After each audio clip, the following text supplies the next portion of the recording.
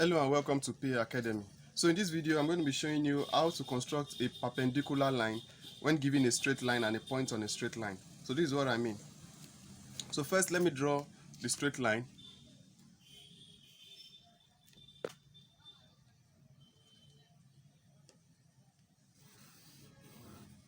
So this is the straight line. Let me call this point A and this is point B. Now if you are asked to draw a perpendicular line and from a given point, so let's say this is the point and we want to draw a perpendicular line. So what we do is we pick our compass. We just use a small length. So from that point where you want to draw a perpendicular line, so you draw a semicircle downwards.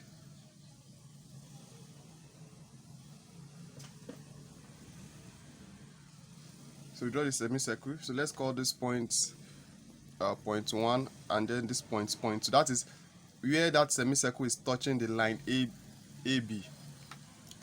So just you can extend it a bit by any convenient length of your compass. So that from this point 2, you draw an arc.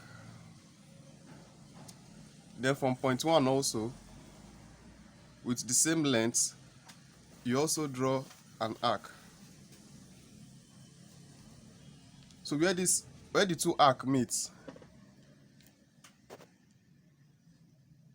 so the two arcs meet at this point. So from that point you draw it down to where the point on that straight line. And with that you've been able to draw a perpendicular line on a straight line when given a point. So that is it for this video, and I'll see you all in another video. Thank you.